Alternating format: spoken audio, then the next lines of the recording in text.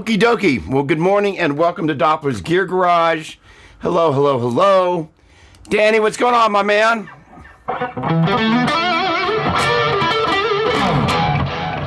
Let's see if I can get everything working properly today. Eric, what is going on, my man? Thank you so much.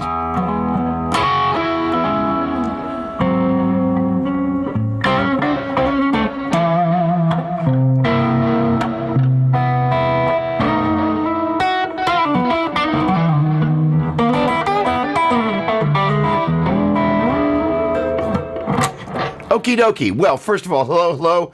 Happy Valentine's Day to all.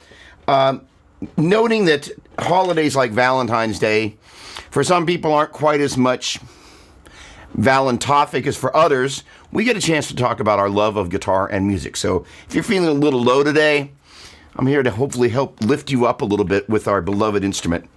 Got a bunch of things I want to cover today. And most importantly, I'm here to answer your questions, talk about gear. I talked about kind of building out more on this rig for this week. I did not get a chance to do that, but that's the road was paved with lots of other really cool developments.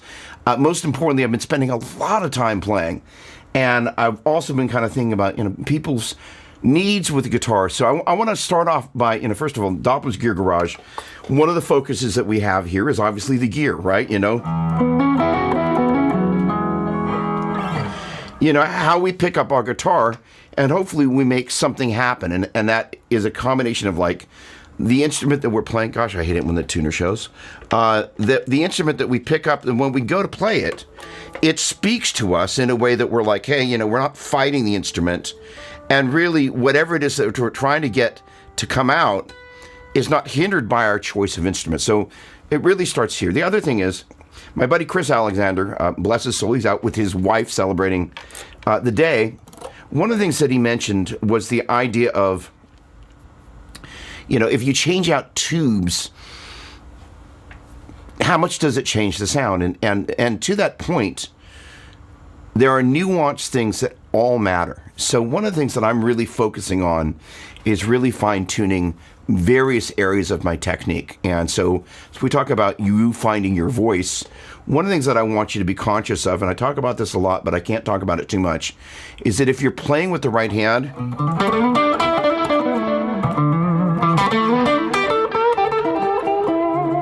playing at different levels,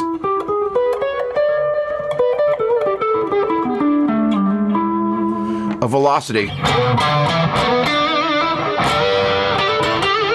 What's going on, Eric?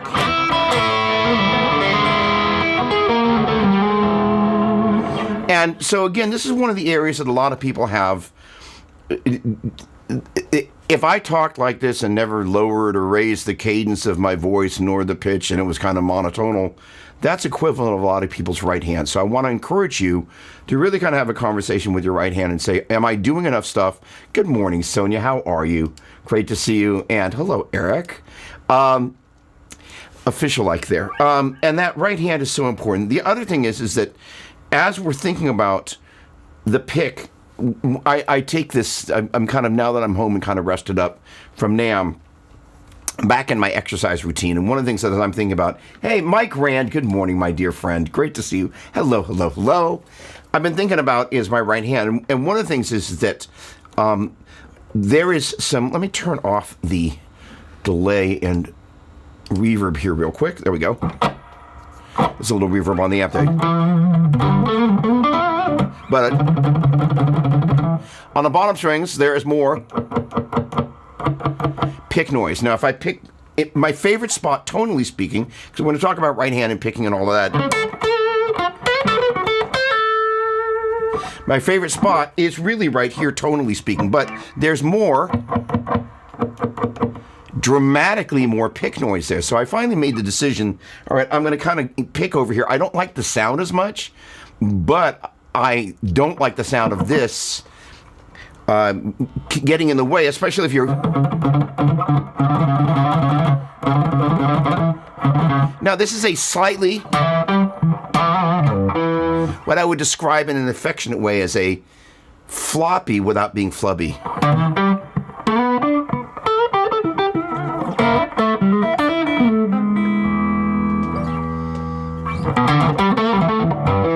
So in particular, the pick is going to give you some extra noise. So one of the conversations I had with myself yesterday was like, I wonder what would happen after like pretty much 40 years of using a 1mm Tortex pick if I went a little bit lighter. Would that enable me to get a little bit less of the pick attack by the bridge, so it would sound more like, but from this location. In fact, you can hear with that sound right there. Listen how much brighter when I go from here, how much more top end I get there.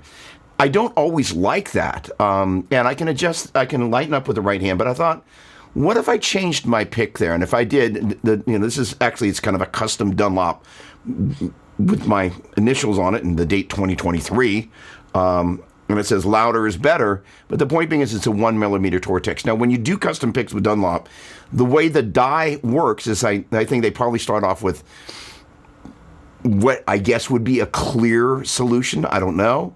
But then they kind of, my guess would be like a lot of places, they'll put in these little pellets, so they're the color pellets, and it actually changes the texture of the pick. So this is a little bit floppier, if you will, than your average 1mm. But as I kind of thought about, okay, if I go down in pick size, I'm not going to go to, this is basically 1mm, I'm not going to go down to the 88, which is the green. I'm thinking like, I might go to the 77. There's all sorts of ramifications from that.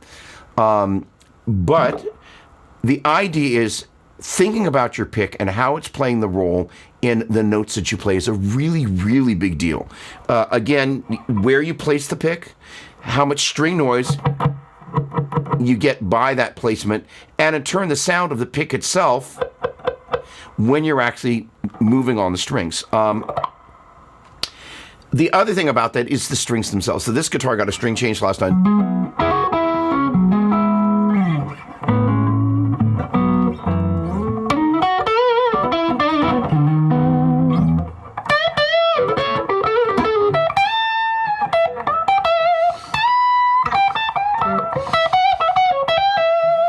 So I'm looking for a string that's not overly bright, not overly dark, kind of in the middle.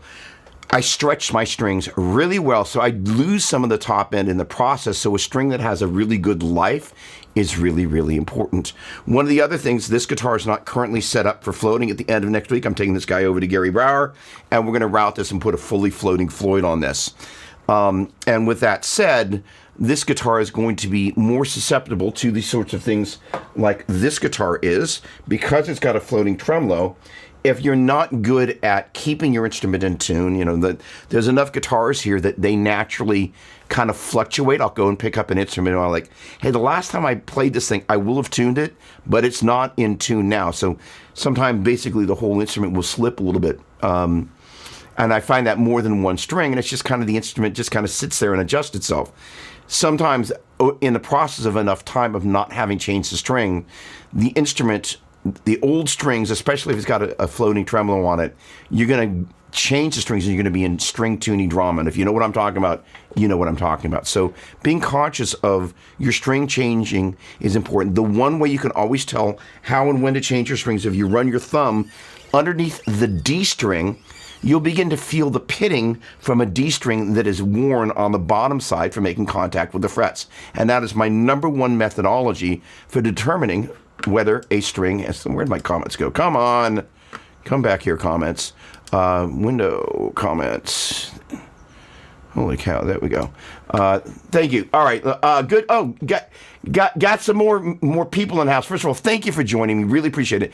And I'm here to answer your questions. So once I'm kind of going down the rabbit trail, yeah, I just like, Brett, you got to get the sacket out of here. Albert, good morning, my man. Give that picking some love. There we go. Eric, it's amazing what really drives guitar players bat poop crazy. There's much more dynamic shift and tone difference with every millimeter. I don't use a guitar pick, so my sound is completely different. All right, Eric.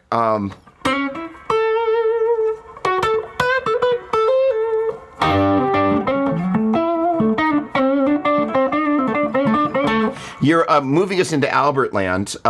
So one of the things that my dear friend Albert, he's right on here. There we go. I've been actually working towards is getting rid of some of these. Just like we only only alternate pick. So in a moment, I'm going to jump into some, whatever it's hybrid picking or just finger, an exercise that I actually came up with for you today, Albert. So get locked and loaded. But before we get there, again, and if you listen to the texture of the fingers, and if I lighten up, one of the things I'd like to go for, especially on the high string, you can actually hear that. You can kind of get that first finger into the note.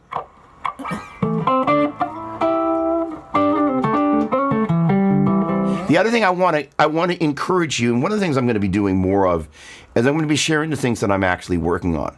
And one of those things, fingerstyle, is the masterclass I'm always looking forward to. Okay, awesome. Thank you for the feedback. Then we've got some fun to do. So let me turn on some of the special love sauce there. There we go. So, in terms of the right hand,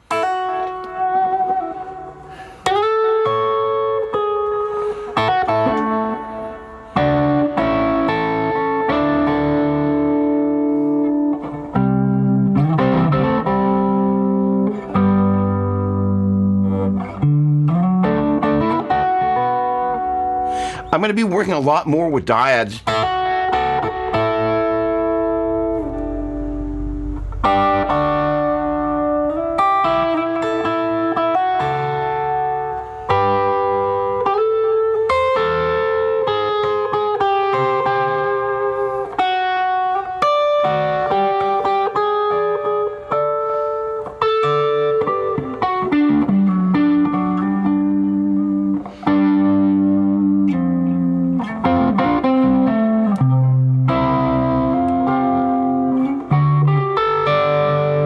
And larger chords, because I'm like, you know what?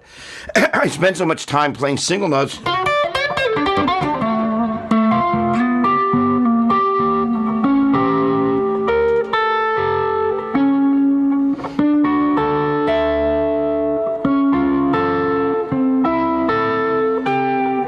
And there's all sorts of cadence stuff.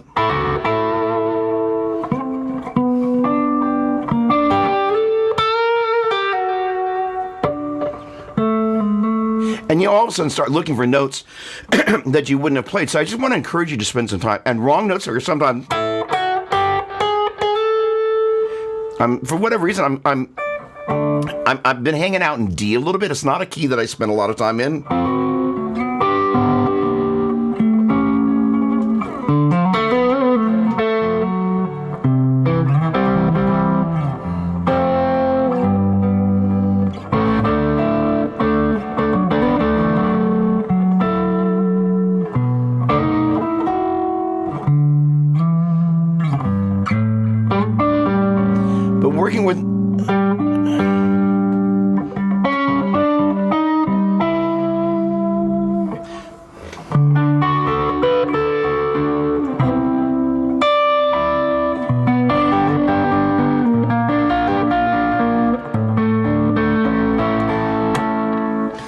Working with playing with more than just one note and just seeing kind of where that takes me, because I'm like, wow.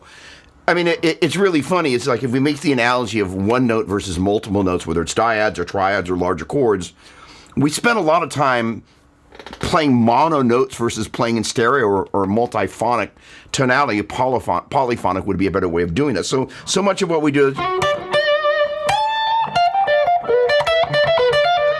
What about...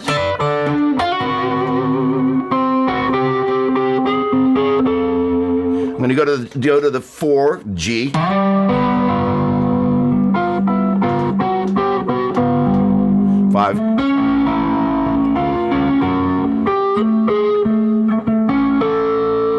And I'm going to go up to the 3.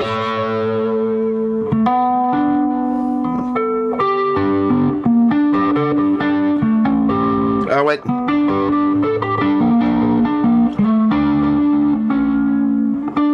I love these little chromatic runs.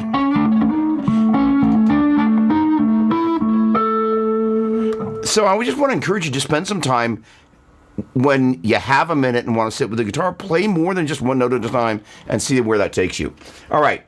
What's going on, Michael? Good morning, good morning, good morning, good morning.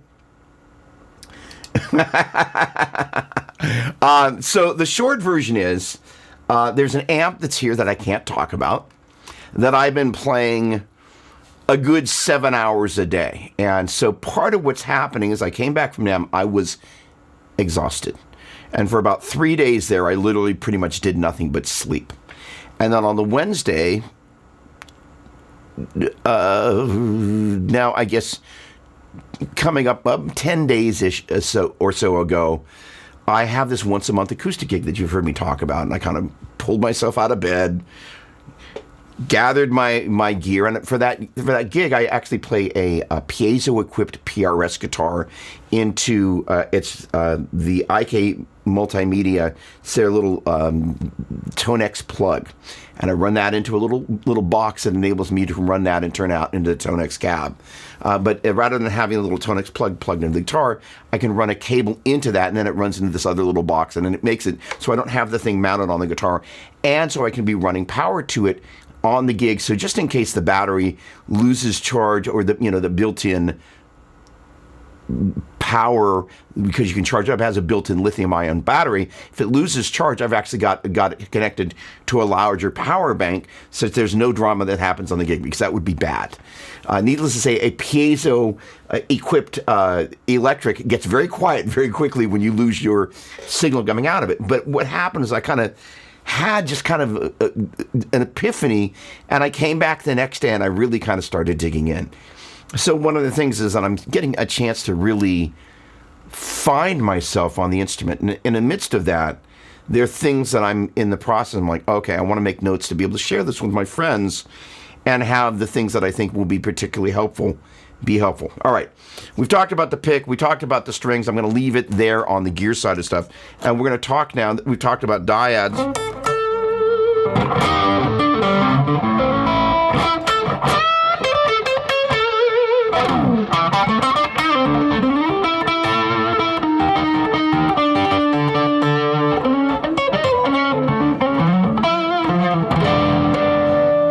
All right. Now,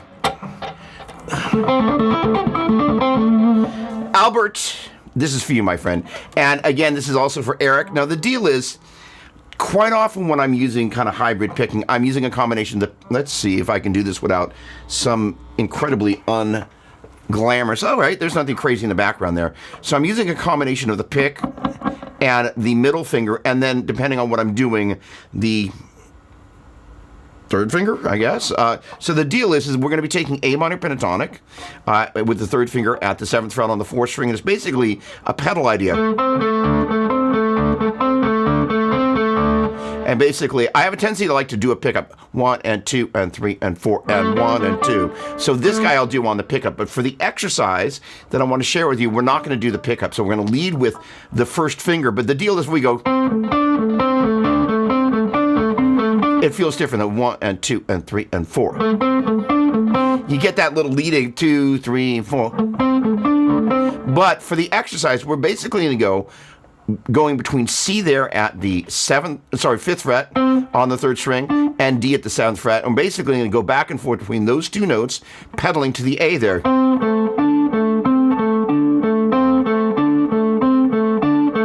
4 times. Then we're going to go up to the E and the G at the 5th and 8th frets on the 2nd string.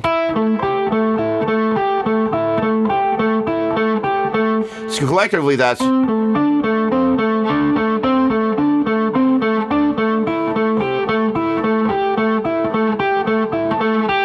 Then we flip it around.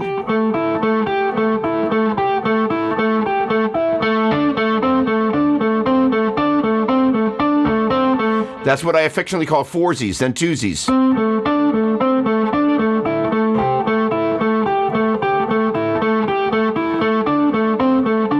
Then onesies.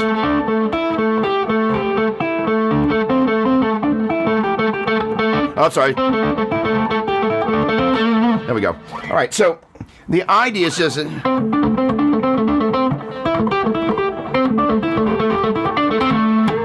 And again, I like to lead 3, 4.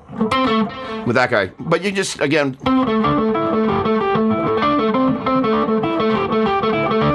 and for those of us that want to abandon the pick, what I'm gonna do is traditionally I would kind of palm the pick like this, which really isn't palming.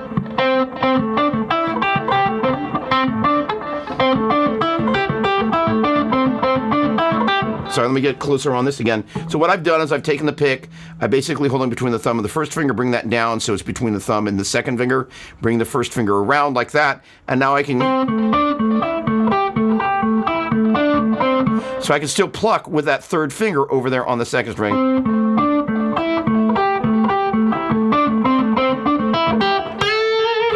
So in any case, I really wanted to share that with you guys because I was like, Albert is going to love that because Albert, and hopefully Eric, you will as well. And, you know, the idea is how do we take something that allows us to really kind of,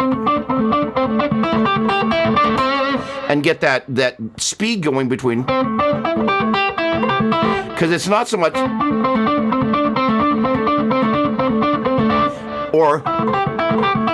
but for me, being able to kind of move between those two strings was where I was like, oh, that's a little bit of a stumbling block because I found that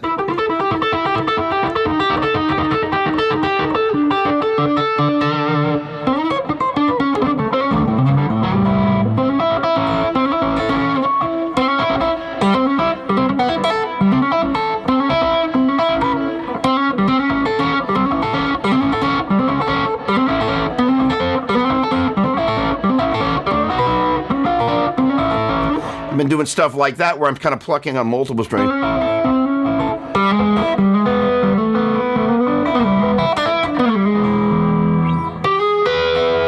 And basically, if we did that kind of at the bottom of the neck there.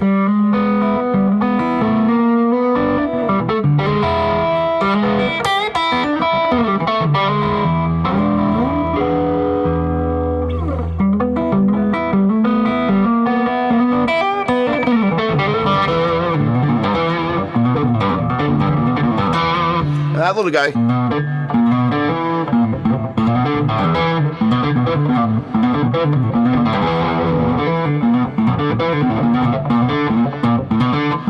Let me see what I'm going to show you here. Kind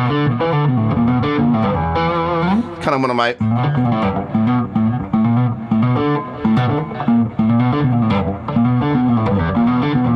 Yeah, that's what I'm going to go with. All right, so what we got here is this little chromatic guy happening.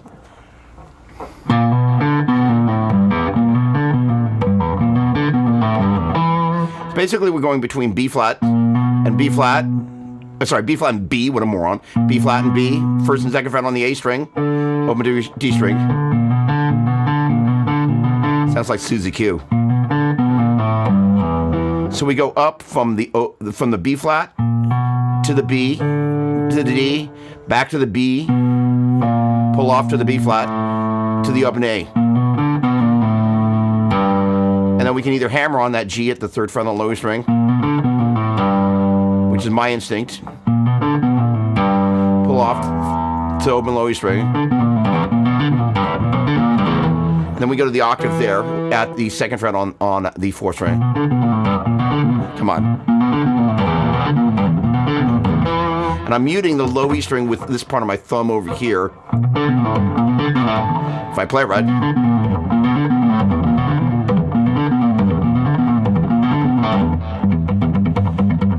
So that's just a little bit, it's a palm mute. Actually, you know what, just mute with the palm, actually.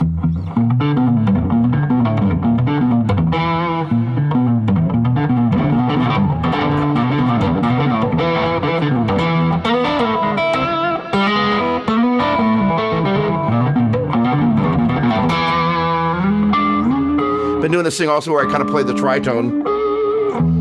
Basically, that's outlining an E dominant 7 chord there. That's a G sharp and a D right there. And that's a D and a G sharp right there and there. That's kind of scooting over there and catching that harmonic there at the 12th fret on the top two strings.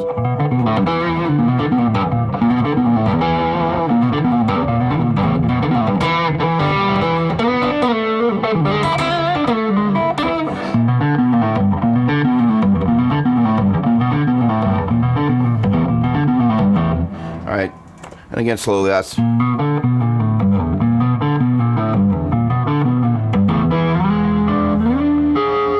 Oh, so I don't...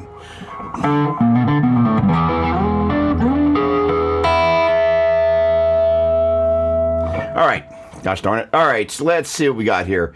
Oh, awesome, awesome, awesome. Please enjoy that. Good morning, Dennis. How you doing? Okay, awesome, awesome. Albert, I've been kind of ruminating. You know, one of the great things about what I love that we get a chance to do here is that quite often there'll be things that kind of get seeds that get planted and ideas that I kind of ruminate on. And I know that you have kind of mentioned this, you know, the hybrid picking thing a number of times. So in the back of my mind, all right, what are some of the things that are going to help people? And again, in particular, as I'm working on getting this kind of, this spread between multiple strings going.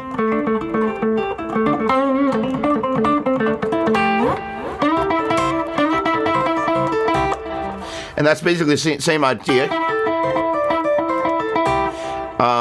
which is the idea of we're kind of moving up into pattern number 2 of the A minor pentatonic. And instead of playing with this second and with my third finger there, but my second and fourth there, I'm using my second finger there at the 9th fret. That's an E. And then basically that's a G and an A, and a C and a D.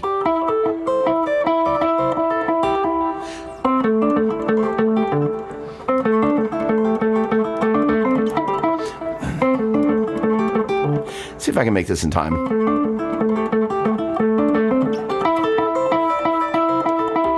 And if you want to have a nice little exercise of it, do exactly that, where you're getting used to moving between positions on the guitar. Technically, this is 5th position because that's where your first finger is in position. Boom. And this is at 8th position. So the idea is that we've got...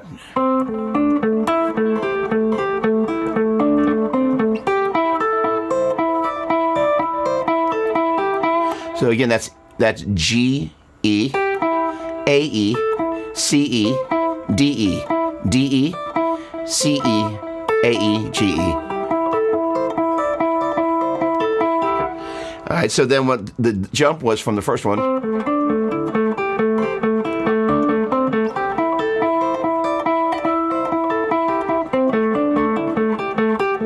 Ah, come on.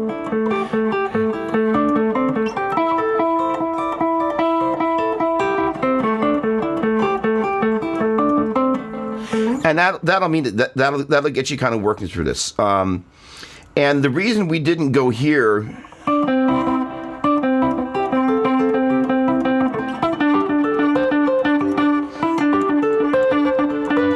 is because I haven't practiced this yet. But as long as we're going there, I guess we're going to. So the idea is as follows. We're going to take the A minor pentatonic and run through the different patterns.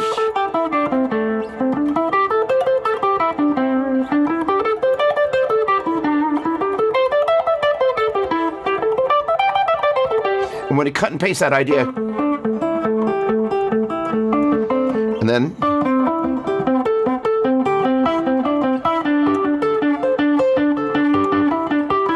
oh, come on.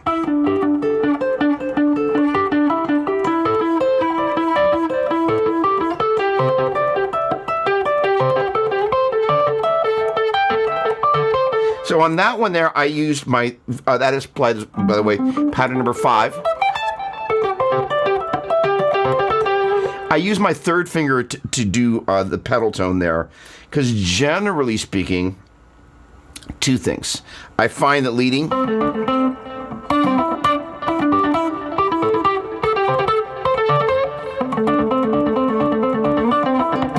I need to work on that. Again, what I like to do. So another idea for you, if you were to just take, about an E. That's going to be A, C, D, E, G, A. I did know this is the A minor pentatonic once. Basically, I'm going to pedal off the A, then off the C, off the D, off the E, off the G. And because I'm kind of leading with that third finger,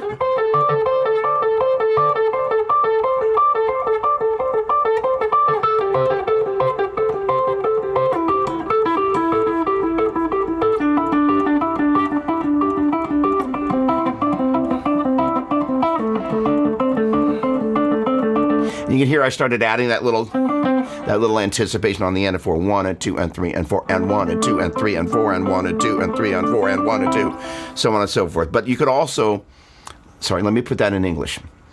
There are two ways that you could play this, and I would suggest doing both. I personally like the. I didn't get back to my. Oh, that's because I don't play. All right. So one is where you play the pedal note at the end of each pedal.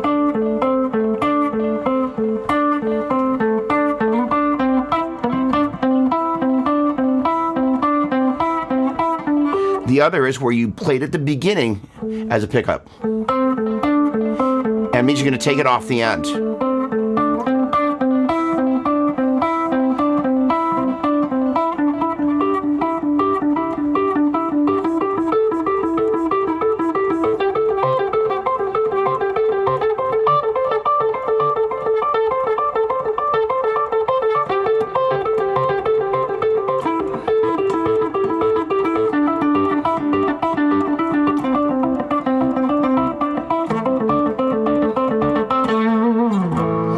All right. Gosh darn, that was fun. The idea is you want to take that, launch metronome app.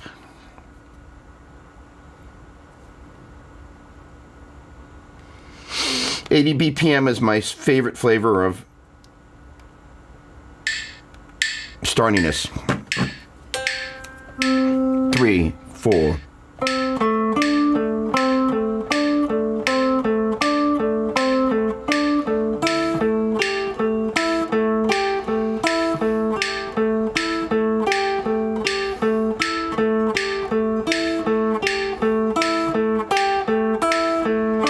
Rush like I did there. That's why it's great to practice it with the metronome.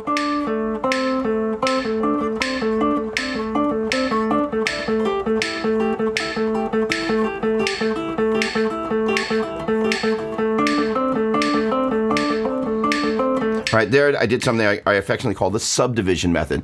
I was eighth notes, 1 and 2 and 3 and 4, and then 16 and 1 E and a 2 E and a 3 E and a 4 E and a 1 E and a 2 E and a 3 and a 4 E and a 1 E and a 2 E and a 3 E and a 4 E and a.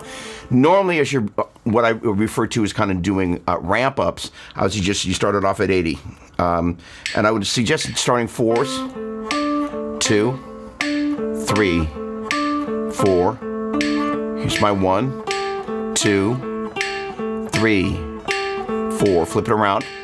1, 2, 3, 4. 1. I'm rushing.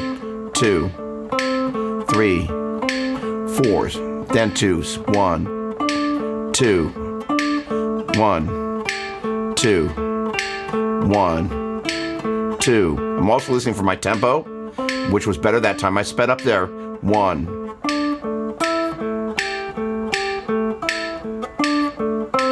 And the reason that the 4s and the 2s are so valuable is you're listening, and I didn't do a great job there, for consistency between each one of the. Now, one of the other things that somebody's thinking that I want to speak to is if I could choose to mute each note versus.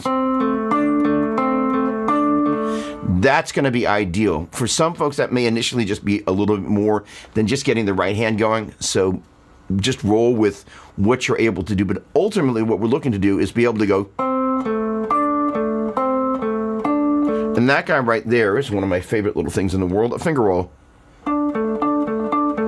Not everybody's arch collapses like that, but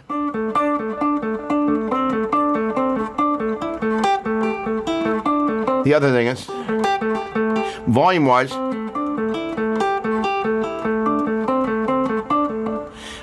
getting consistency might actually not be a bad idea to also do 4s.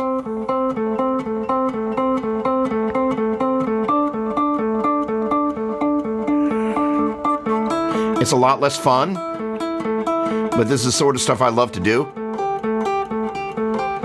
And then I listen.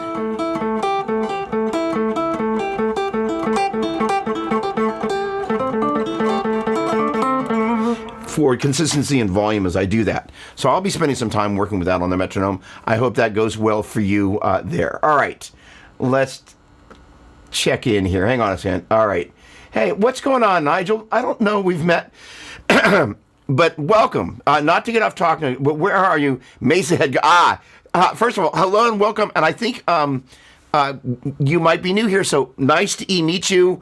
I'm in Northern California, but I'm not in Petaluma, so I am a bit of a boogie fanatic, and you probably, I guess, noticed. And ironically, of all the things I'm playing through this little Mark 525 this morning. Yeah, Albert, thank you. Yes, indeed. All right, Terry, good morning. Hello. All right, so now,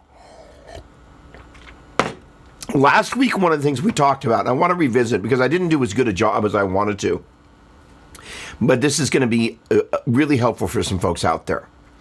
What I did was we talked about using the key of C major. And this is not going to give me everything that I need. I wonder what's on the other side of this board. I think it's time to erase this. And the great thing is that as I'm kind of getting better at doing this Sunday thing, or Saturday thing, rather, what an idiot. I'm kind of getting a little bit more. Part of what I love doing here is flying by the seat of my pants. And like whatever kind of comes up in the comments, we roll with. I love that because then I'm attuned to what you're thinking. So please don't hesitate to ask questions. Love the camera angles. I can understand what you're doing because I can see how you're rolling your fingers. Awesome. Thank you. The feedback is always appreciated. I've got to figure out how I can get my my foot control up and running again so I don't have to do that with my fingers. But the feedback, greatly appreciated because that allows me to kind of go, okay. And the funny thing is I've got my camera here and my monitors there, so I can see my fingers. So I'm like, oh, get a little bit more arch there. Turn the volume control off when you're not playing. Both of them. All right. So the deal is we're going to kind of go through just the concept of the modes for the key of C major. So we got C, D, E, F, G, A, B, and C. And what we're going to do is, first of all, I'm going to use a circle for a whole step and a plus for a half step and so on and so forth. So, because that's how Joe Satriani used to do it, equals whole. So that's how I'm going to do it. Gosh darn it. And plus equals half. So we now have our, if I can spell, oh my word, hello. Thank you, eraser. The funny story, I think I told this a couple of weeks ago, but I was driving home from my morning walk, and a neighbor kind of had this out in front of their house, and I drove down the street, and I kind of looked at it, I was like, they given that away? So I kind of came back around, because I was sitting at the edge of the driveway, but, I live in an area where you just don't roll up on somebody's house and just grab something in their front yard and run off. I was like, and I kind of was in my exercise gear, and my hair was back, was kind of all pulled back, and I kind of looked a little grungy, but I was like, I kind of came up, and I kind of, looked at it, and I kind of gently got out of the van. They're like, no, we're giving it away. I was like, oh, this is awesome. So I absolutely love this. So the deal is, we're going to go through, let me first of all tell you what we're going to do. My buddy Cam would love me for this. I'm going to tell you what we're going to do, and then we're going to do it. One of the biggest things that people have a problem with, quote unquote, with the modes, is they feel that when they're soloing, they're running through fingerings, and it's like they're running through scales as opposed to playing music. So part of, as I was thinking about this, is I wanted to revisit the idea. What we're going to do is we're going to take, unfortunately, we're not going to be able to play only using an opening strings, and we're going to use the key of C major, but we're going to start out basically mapping out the notes of C major in an octave from C to C, and that's going to give us the C major scale, but it's also going to give us the sound of the C major scale. So literally, as we kind of go,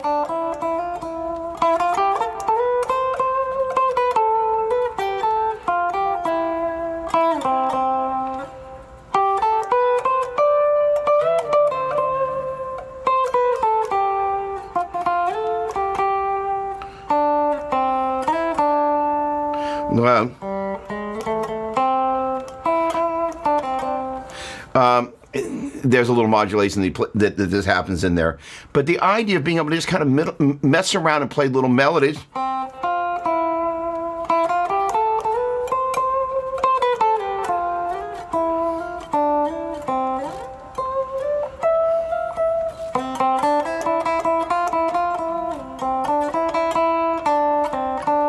I realized it's not Christmas time, and the little drummer was really probably one of my least favorite. I'm not a big fan of Christmas songs. They're usually slightly hokey, but it's got a beautiful melody.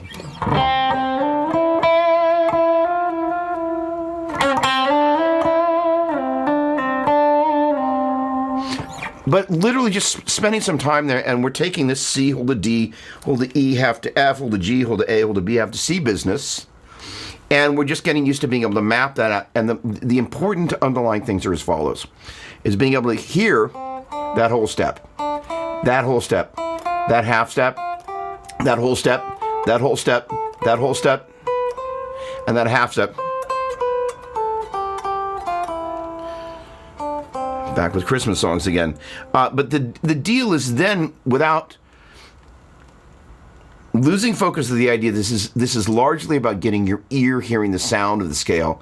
One of the other things is understanding that if you can have a really clear idea of where the notes are and what the notes are, it means that you're going to have a template to be able to connect what's happening with the fingerboard with your ear and what you're hearing melodically.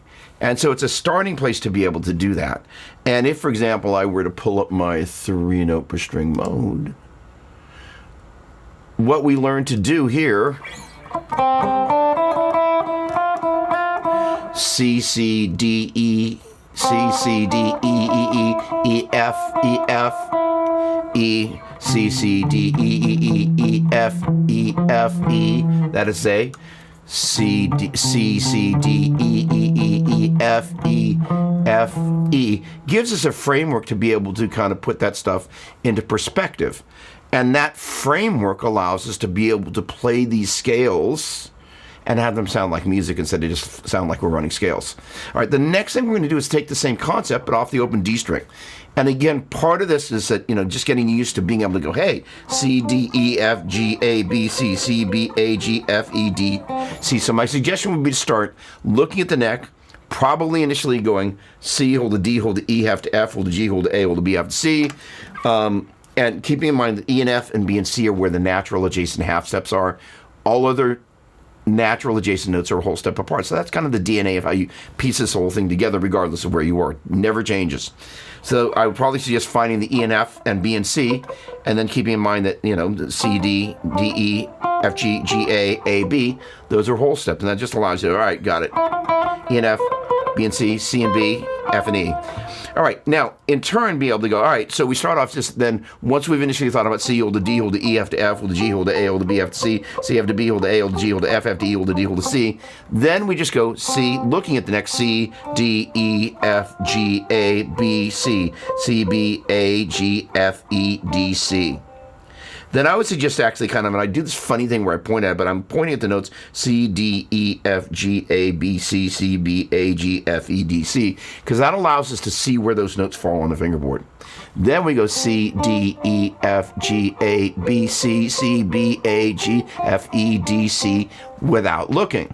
And that means that we're then taking that visual and bringing it underneath our fingertips and transferring it, if you will, to the kinesthetic. All right, next up, if we start the C major scale off of its D note, it's going to be D, E, F, G, A, B, C, and D. And that's going to be D Dorian. I probably should have written major up above. D Dorian. All right, so now we can basically take that same concept, and again, we were thinking about E and F and B and C. So if we're on the D string, that's D, hold the E, half to F, hold the G, hold the A, hold the B, half to C, hold the D, D, hold the C, half to B, hold the A, hold the G, hold the F, half to E, hold the D. Now, what's great about this is it allowed us to just map the notes, and probably a couple of things. One is the exercise, like I did a minute ago, right? D, hold the E, half to F, hold the G, hold the A, hold the B, half to C, hold the D, D, hold the C, half to B, hold the A, hold the G, hold the F, half to E, hold the D, and then D, E, F, G, A, B, C, D, D, C, B, A, G, F, E, D, D, E, F, G, A, B, C, D, D, C, A, G, F, E, D, C. Sorry, my bad. D, E, F, G, A, B, C, D, D, C, B, A, G, F, E, D. Thank you. Got the notes right. And the idea is there, we're again learning to not look at the neck. Why does that matter? Not like that.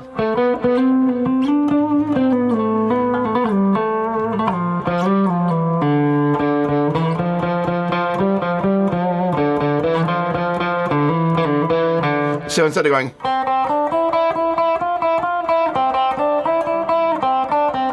I transpose that to D Dorian.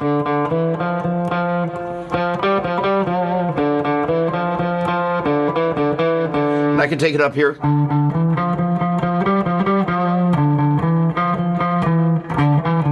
I can think about the notes in the right order. That is to say, let's bring up our handy dandy little modalizer there. So this guy was basically D, D, E, F, F, F, F, G, F, G, F, D, D, E, F, F, F, D, E, D, sorry, D, E, D, E, D, D, D, E, F, F, F, F, G, F, G, F, D, D, E, G, G, sorry, D, D, E, F, F, F, E, sorry, English, D, D, E, F, F, F, F, G, F, G, F, D, D, E, F, F, F, F, D, E, D, E, D. And it gets us used to, for better or worse, thinking about the notes as it relates to it. We're kind of going, all right, sorry, put the right thing.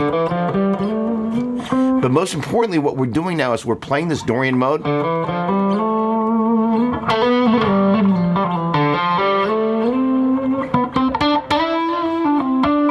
Because we're playing it linearly, we're not having something go, and we're...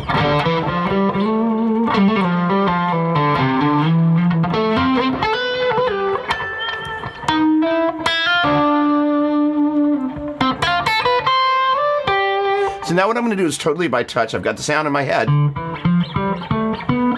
And take my word for it, that is D, hold the E, have to F, hold the G, hold the A, hold the B, have to C, hold the D.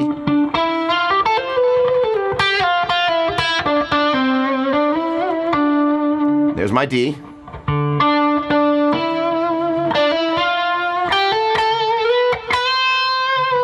There's my D right there.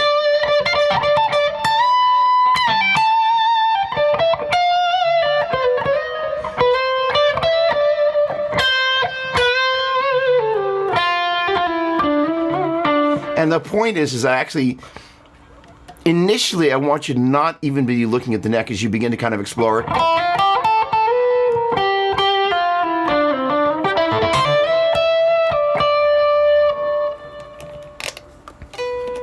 Pick up on.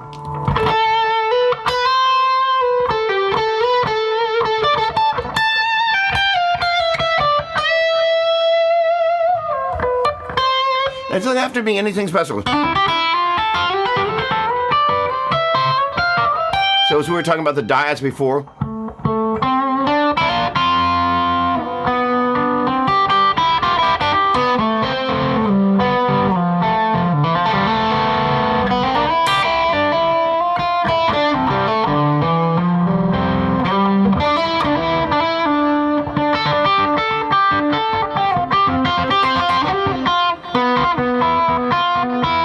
I'm going to go chromatic.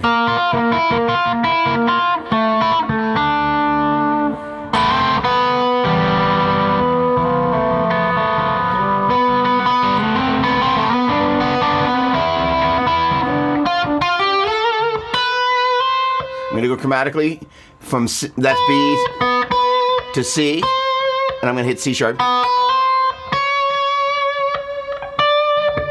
And as I know that's D, my tonic in.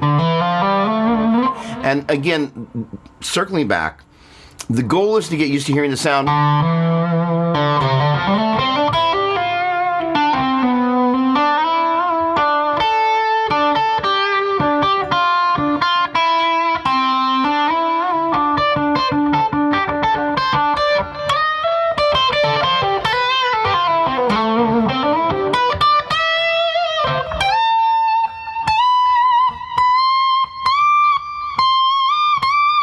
And that's going to be my C, my flat 7 in the key if you will.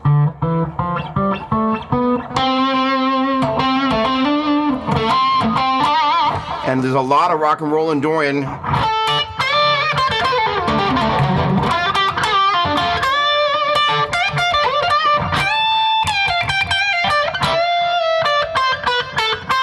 of the other things you can do that'll be a big help to a bunch of people out there, when people think modes, they think scale. But when you go to play the pentatonic,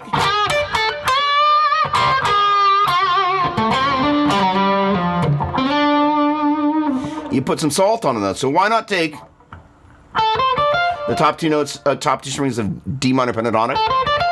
That's going to be the 10th and 13th frets. And add the note there at the 12th fret, both of the second and second and first string, respectively, is going to give us a B and an E. And collectively, that's going to be A, B, C, D, E, F.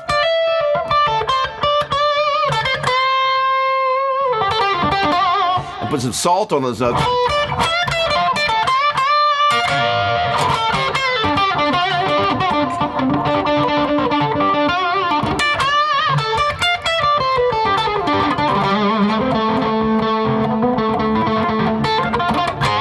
And you begin to do that with all those notes, and then playing a little soft. It's the same way with the pentatonic.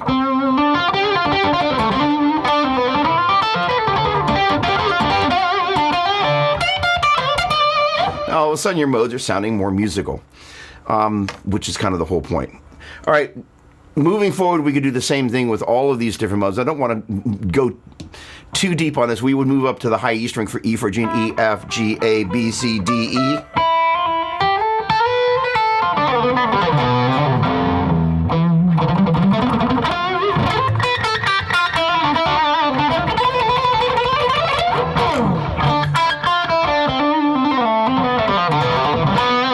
Now, Phrygian.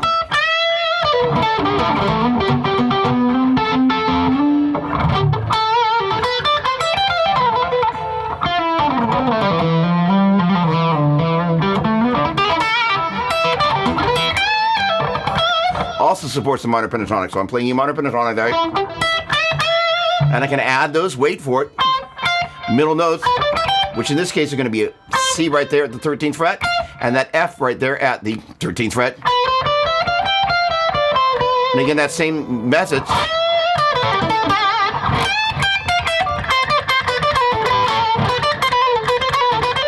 Jimmy Page used to do that.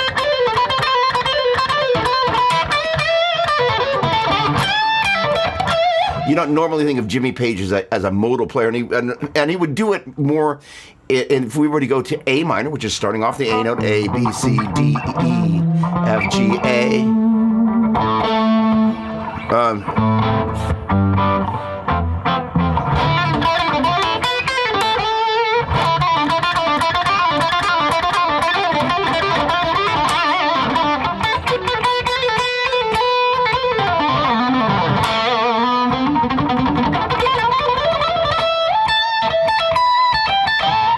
Sorry, I'm still sounding a little bit like I'm in B Phrygian. So let me establish.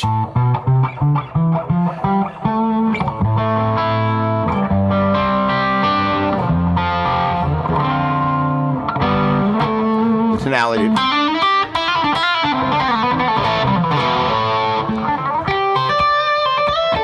So what I did was I just basically played A minor, F major, G major, D minor 7, and back to G major.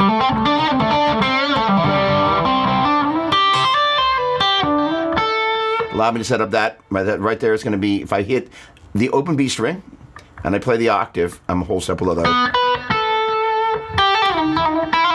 That was just a note that's not in key, but you can if you play it well.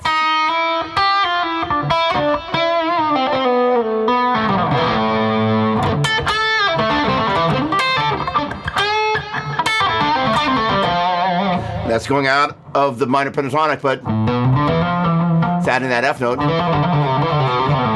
and that's why it works.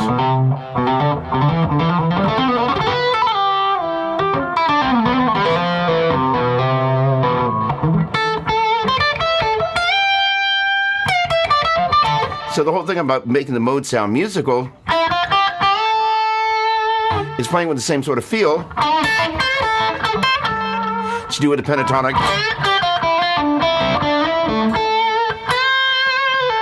And they will have a slightly different, if you will, lilt to them, where the pentatonic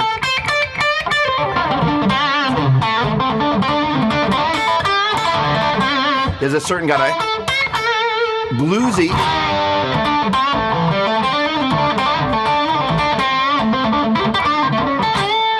but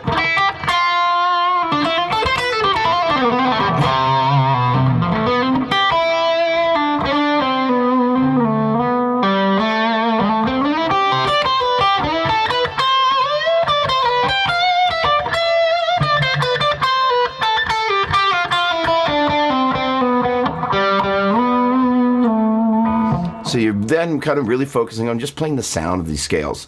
And again, by starting off on just, so I jump from B Phrygian, B, C, D, E, F, G, A, B, and just kind of going up and down that. Then I went to A minor. Made a jump. I should have then gone to C Lydian, D mixed Lydian, and then A minor, but for the sake of demonstration.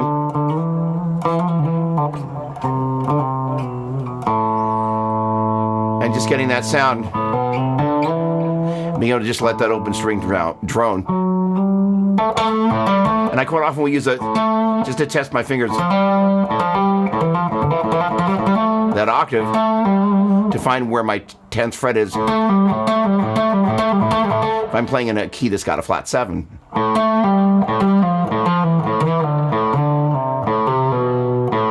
Which I probably should define. That is to say, if I play the A major scale, it's going to go A, hold a B, hold a C sharp, half to D, hold a E, hold a F sharp, hold a G sharp, half to A.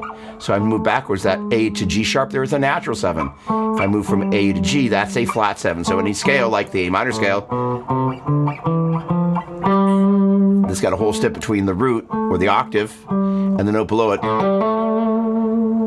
That's going to have a flat 7.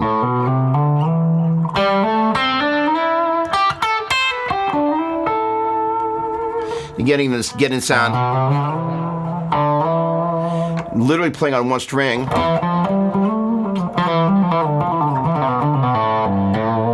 and then being able to export. And I'm not playing fingerings.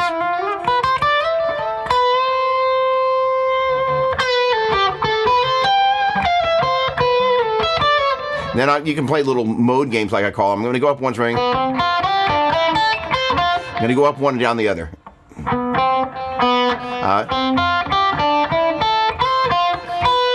Play the right note.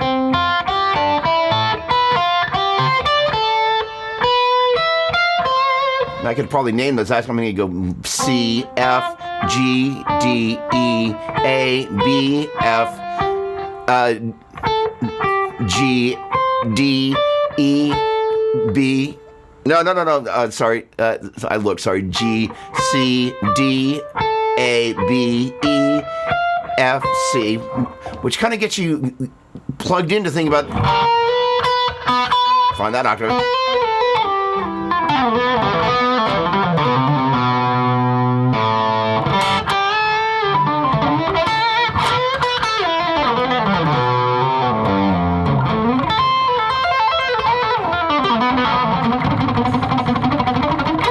Then as you begin to kind of go, all right, well, if it's just the notes of A, B, C, D, E, F, G, A, and if I know where those notes are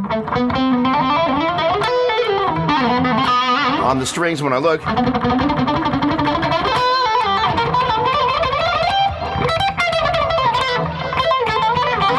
now I'm just moving in thirds there.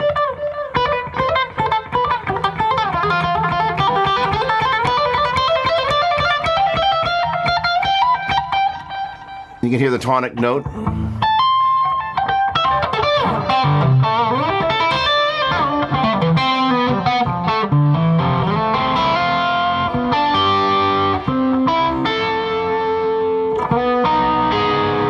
That's all right. That's what I want to do.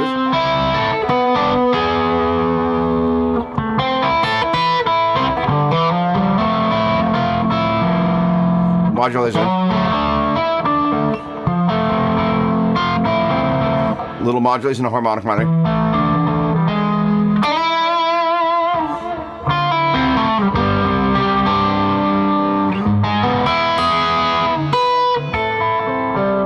Little modulation.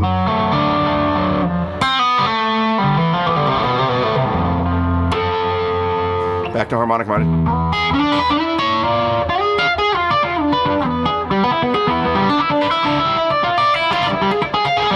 That's a...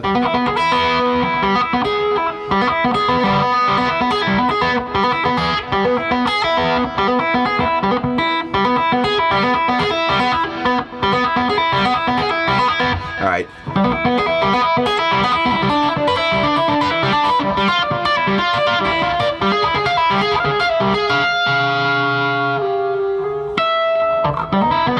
All right, I'm going to show you that one because that's kind of a fun little guy. And that's kind of a, it's a,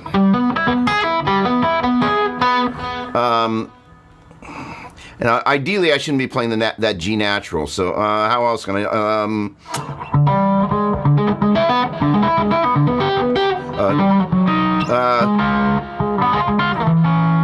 right. I'm looking for a G sharp here. All right, so there's my G.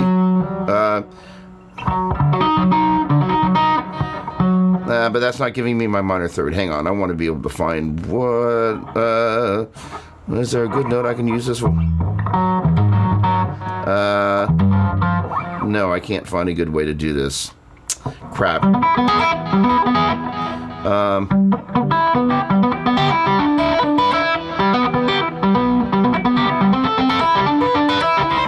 I can do it like this. We're going to be, sorry, that was me working something out in my head. Basically, sorry, not F sharp.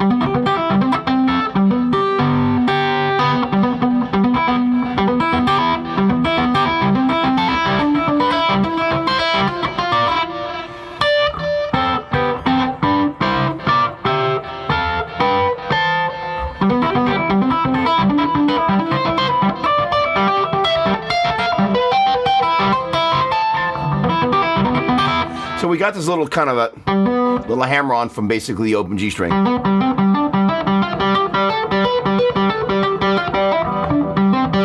Basically that's hammering on to B, C, D, E, F, G, A, B, and then open high string.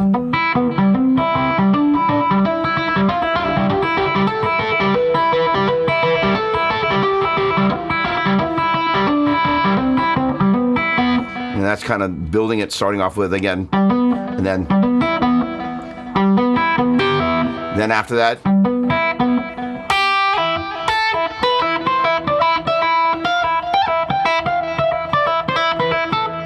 let's say we started off with,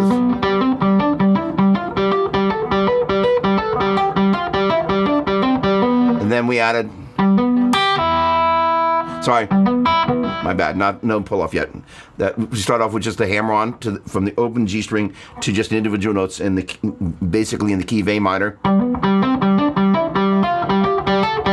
But we're starting off with that B, C, D, E, F, G, A, B. If I play it right, then we're going to pluck just the open high E string and come back to that finger note.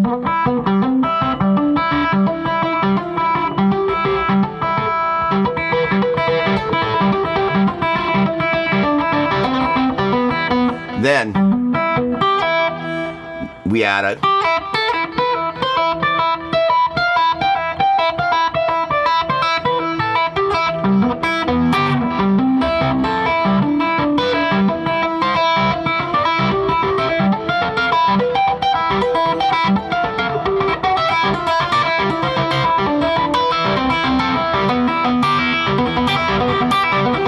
Then you can add this little kind of 16th note guy.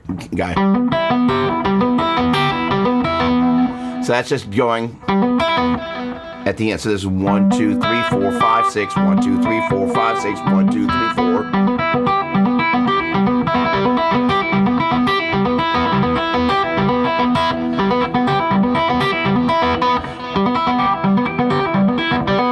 And the thing that's a little bit strange about it is that it ends with a pluck, and normally I would start it with a pluck.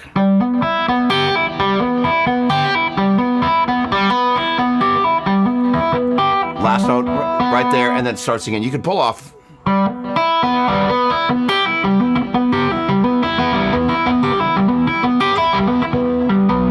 But I kind of like the idea.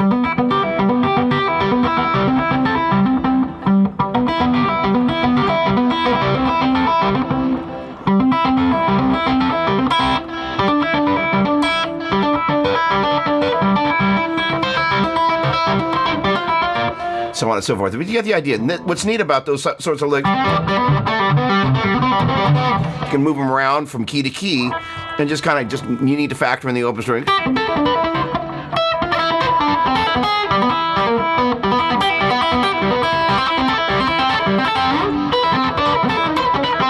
The other thing about, so I hit F sharp, another F sharp.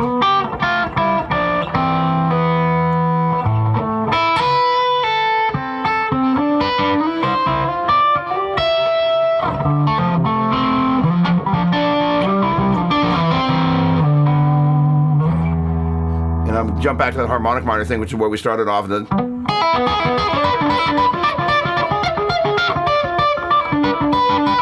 right, if you don't hit the open G string, we can do this around. There we go. So this is minor third stacked in. Oh, sorry, this is a minor sixth, major sixth. My bad. Stacked in minor thirds. 4th fret, 7th fret, 10th fret, 13th fret, 13th, 10th, 7th, 4th. I'm going to basically take the same idea that we did before. Basically 1, 2, 3, 1, 2, 3, 1, 2. So we're basically G sharp E, B, G sharp E, B, G sharp. So basically it's 1, 2, that's where it starts.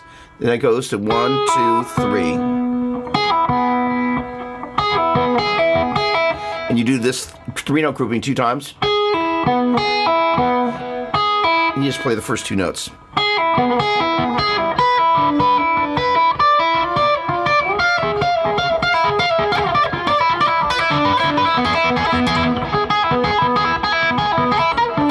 And you're going to have that same thing because we finished. You got to get ready after this last 2 notes to pluck it again.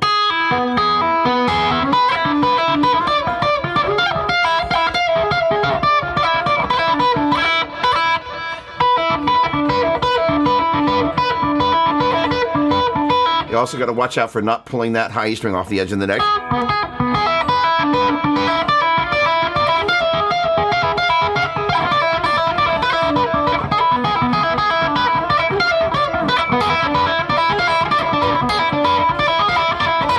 And there what I did was I combined that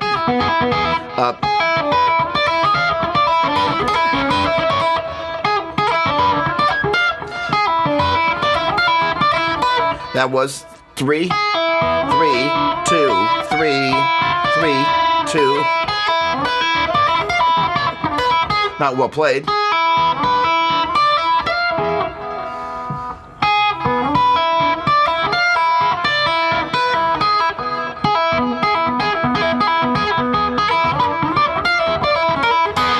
You get the idea. All right. So again, we.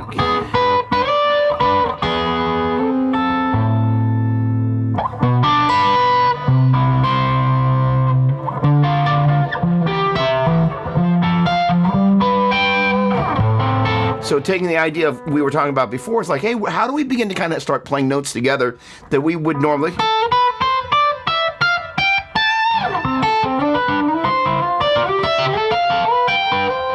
And build.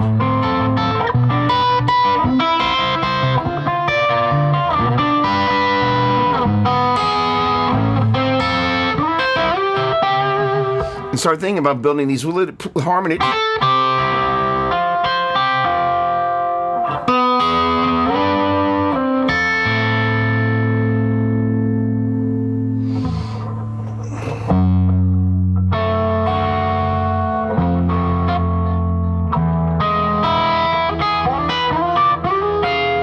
Once once you start playing notes together, you start hearing movement that's not just in the same key. You start going, oh, where's that note I'm looking for? But this idea was basically just going A, B, C, D, E, F, G, A. I was basically playing C and A, and I just walked that up kind of. My C became a D, E, F, G, A, B, C. And the A, B, C, D, E, F, G, A. Now what's cool about this, with the exception of this one spot right here, of this E and the C, no, sorry, my bad, stupid mistake, my bad. With the exception of the A and the C and E and the C, and the A and the F, E and C, C, D, E, E and A, B, C, and the C, D, E, F, G, A, the A and the A, B, C, D, E, F, the A and the F, with the exception of those two spots, they're all going to be the same shape. No, that needs to be a B and a D. So those two are going to be the same. Sorry, I wasn't really thinking about anything there. Because those are different types of 6. So basically we got a major 6, minor 6, minor 6. Sorry, major 6, minor 6, major 6, minor 6, minor 6, major 6.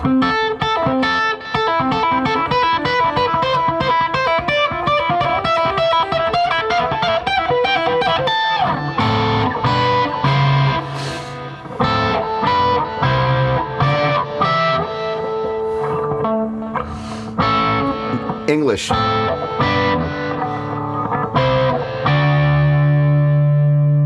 my bad. No, I play the F sharp. I'm moved on to A minor.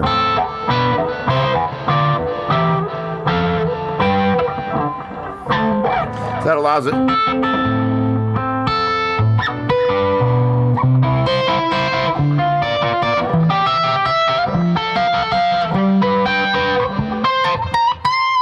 Sorry for bastardizing that, but there's a really pretty idea.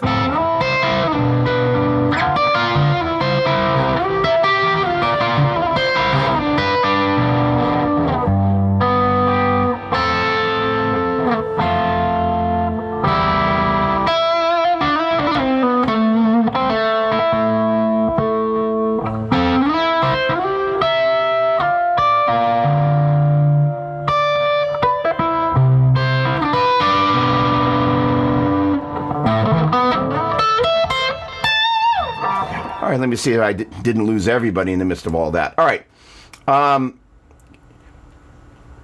Okay. Toma, what's going on, my man? Oh, awesome. Thank you. Much appreciated, especially coming from you. Good morning. I don't know how long I've been bastardizing the key of C, but thank you for your kind words. I actually do know the notes, more or less. Good morning. Great to see you, as always. All right, Clear Tone Burnett, what's going on? Happy Valentine's Day to you. Looking handsome as always. Brian, what's happening? How are you? Thank you so much. Give our love to Kathy.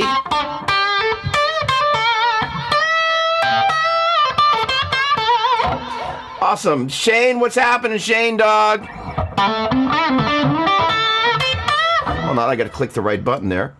There we go. Come on. Shane, to us.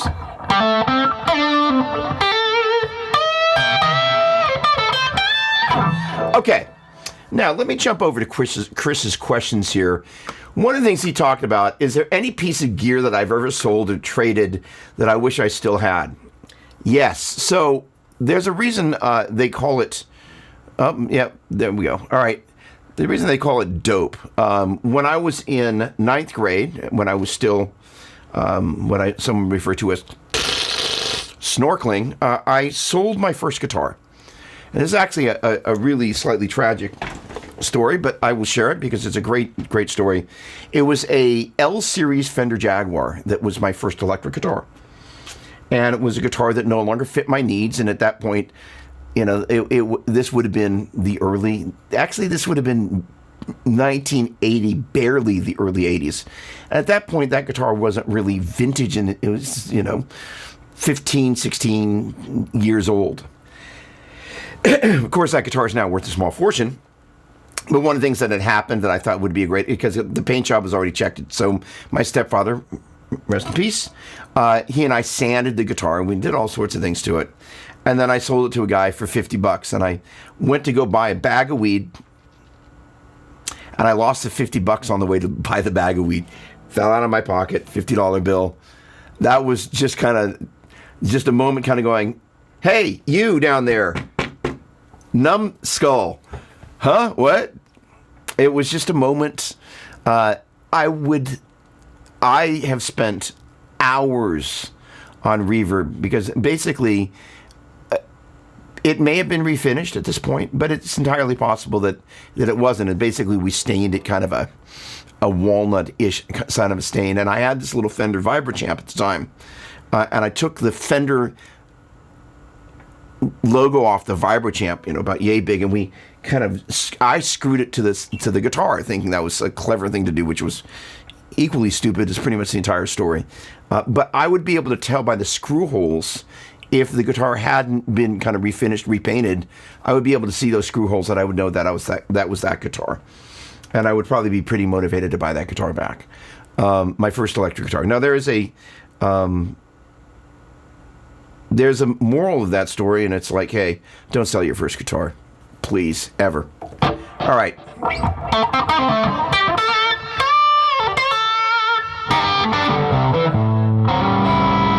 Now, one of the other things that we talked about before was the idea of, does Chris had asked this question, sorry, let me read out of the direct notes here. In addition to that, he asked, because this is related to kind of what I was talking about, the strings, can changing tubes in an amp change how an amp sounds? Yes, even if the exact replacement tubes are used. The answer is yes. So tubes are kind of living, breathing creatures. So let's say once your tube has a certain amount of wear on it, it's not going to be operating at the same efficiency as it was when it was new. And sometimes when tubes have a little bit of life on them, you just really like the fact that they're a little less efficient than when they're brand spanking new. They reach a certain point and they begin to fail, which you never actually want to have a tube fail on you.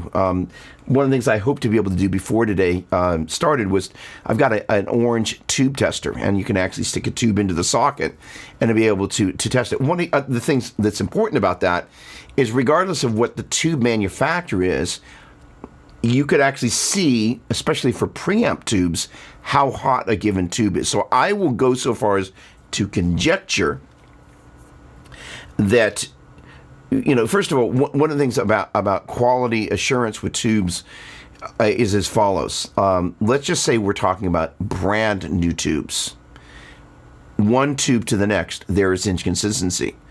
And the more tubes you compare with one another, you're going to see that there are outliers, one that is weaker and one that is hotter.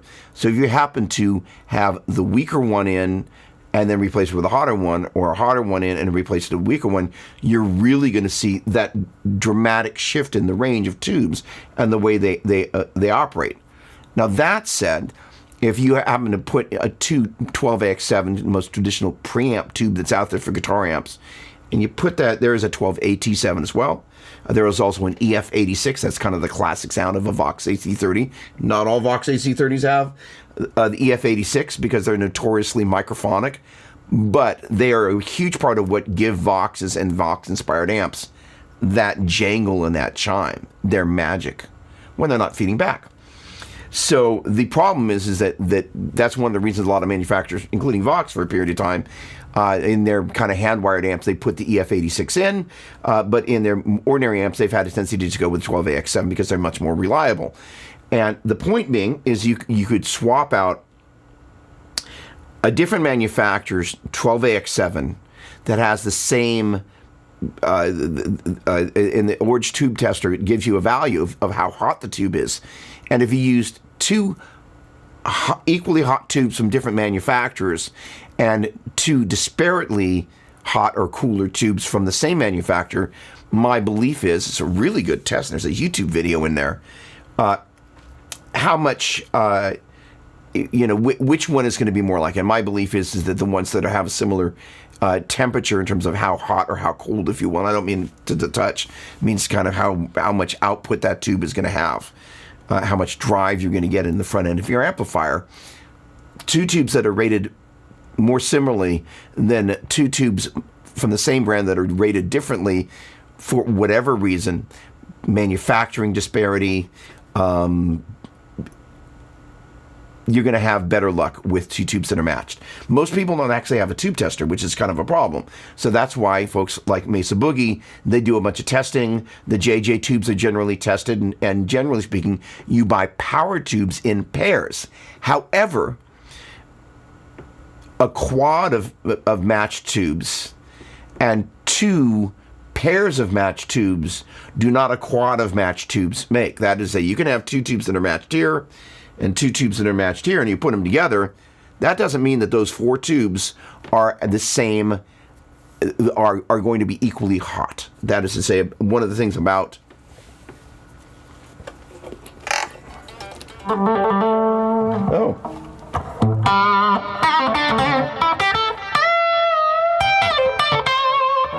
So as I play here, you can hear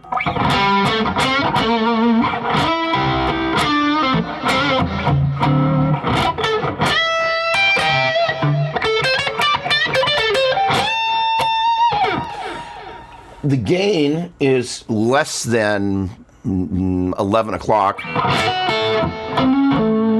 Now I'm on the crunch mode of the clean channel, but it's still the clean channel.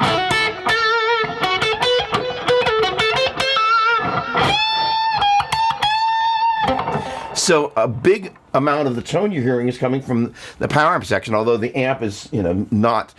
I'm actually running direct into my DAW, or actually into my audio interface, but the power amp section is running at about 10 o'clock. That's hot enough, especially the way the amp is set, that you're hearing the power amp section. And so basically I liken the preamp section to creating distortion, and the power amp section creates overdrive. So how hot or how cool a power amp tube is or isn't is a big deal for the overall tone. Same manufacturer, you got a quad of tubes, two matched pairs as opposed to a matched quad, there's going to be disparate tone, sound, and feel. It's a great question. Josh Jonas, what's going on, my man? Great to see you. Hello, hello. It's been a minute. Always a pleasure.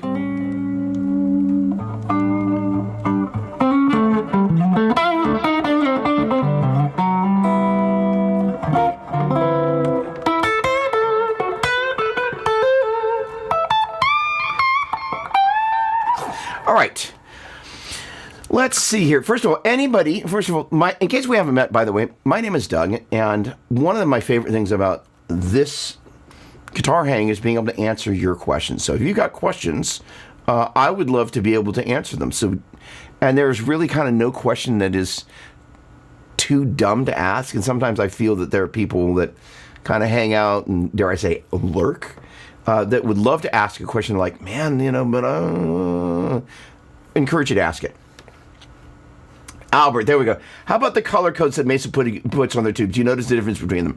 Okay, Albert, you have opened a can of worms that is slightly beyond my area of expertise, other than to say it is my understanding that there is a big difference, and especially with the power amp tube. So Albert, for those of you who don't know, is one of what I refer to as the Boogie Brethren. Is there a female word of brethren, or is brethren always male? It kind of sounds male. Brethren and sisterin of Boogie fanatics. And so there is a whole world of tube tweakers that the Boogie power amp tubes, they actually have a color coding system in terms of how hot and how cool they are. And I am absolutely positive, without having actually run through the different ones in A/B back and forth, that there will be a difference in terms of how hot or how cool the different color coding is. All right, running offset. Give me a moment. Grabbing some Boogie tubes. Just one sec. I have a bunch of Boogie power amp tubes here, and I think the ones that I'm going to grab are probably gray, but let's take a look. Oh, my word. Okay, hang on.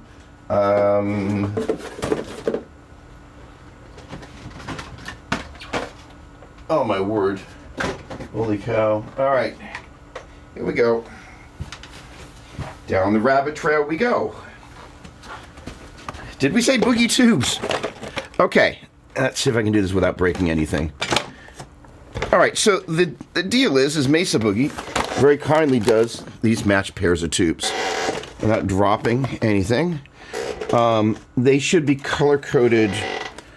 There you go. So these are all silvers. It's my understanding that coating on the front of the box means that they are all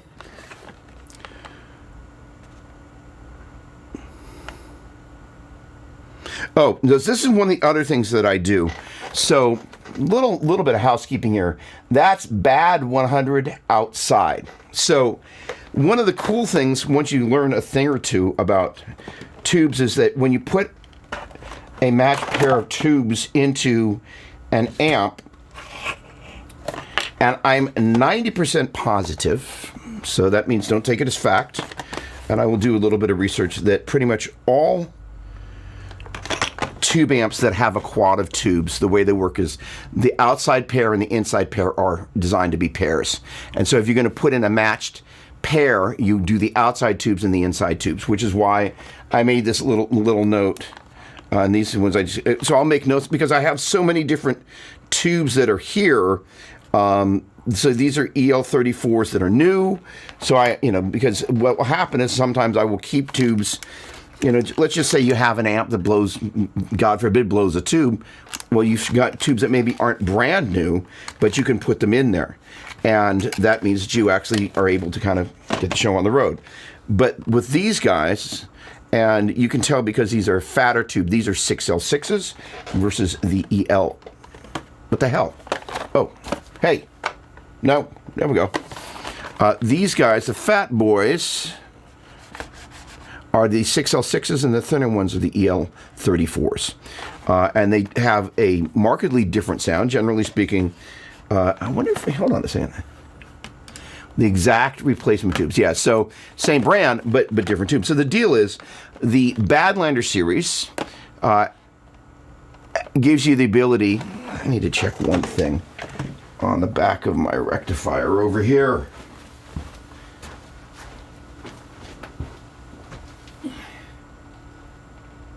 Yep.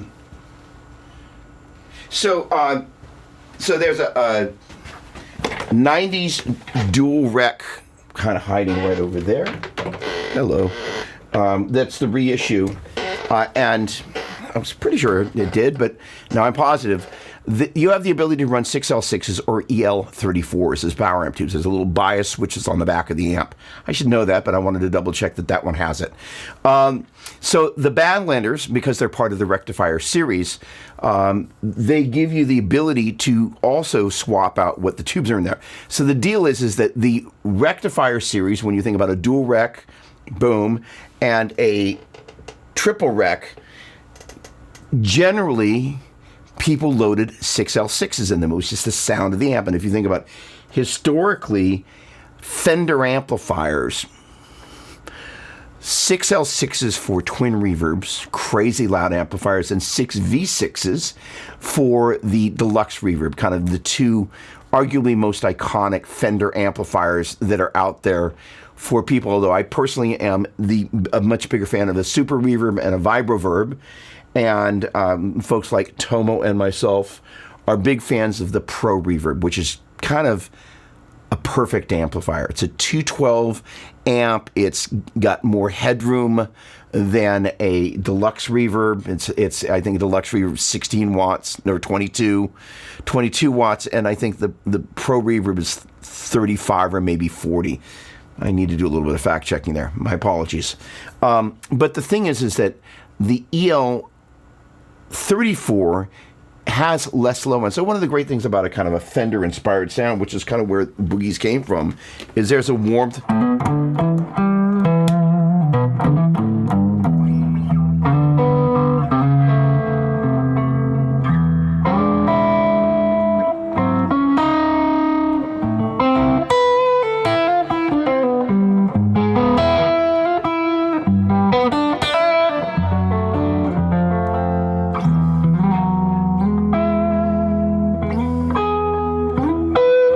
in the bottom end. And it's not as tight as you would get with an EL. Now, I'm playing through EL84, so it's a slight variation. But, well, it's just a different tube. But the point being is that, well, actually, let me rephrase. This has nothing to do with either of these tubes. But the sound... Oh, let me get over here. Hang on.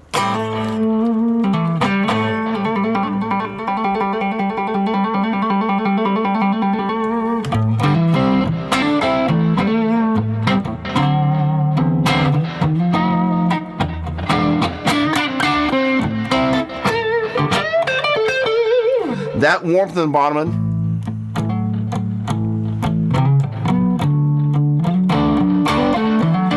Not totally efficient, that you can hear it's breaking up a little bit.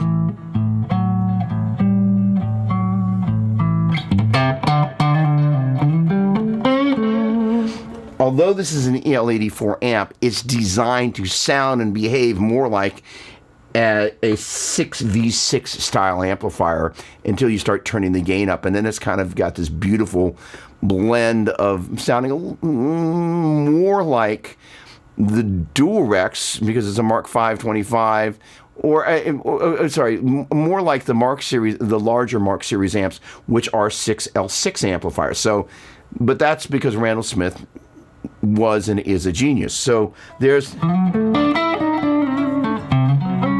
I didn't say that very concisely.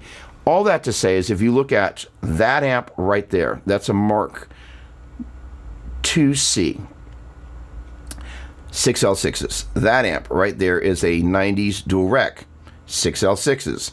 That is an actual 90s dual rec, 6L6s, 2000s triple rec, 6L6s. The Badlanders out of the gate come loaded with EL34, so they're a tighter bottom end. The thing about the 6L6s and the 6V6s,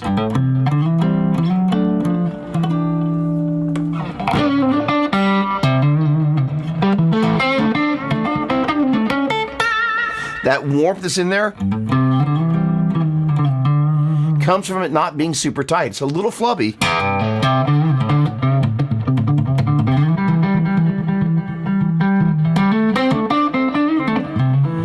Get that little bit of sag. But if you're going chunk, chunk, chunk, chunk, chunk, you don't want that necessarily. So, although the dual recs and the Mark II C Plus, they're tight, but it's not as tight as you're going to get with an EL34, which is why you have the ability to have that in there. And out of the gate, the Badlanders come with EL34s. Now, having gone all the way down the rabbit trail here, my apologies, but there are some folks that in the boogie world, and I'm not necessarily one of them, because when it comes to low end on guitar amps, just for the sake of conversation, your average sound person is going to take everything below 100 hertz, and they're going to high pass everything above it, and they're going to cut pretty much everything below it, because you're in bass player territory. And so there are a number of guitar players, for good, bad, or otherwise, that really like to hear and feel all that extra stuff happening in the bottom. And one of the complaints of my much beloved Badlander series, so that those two on the bottom there and the two on the top there, those are Badlanders. And there's a little Badlander 25 head over there.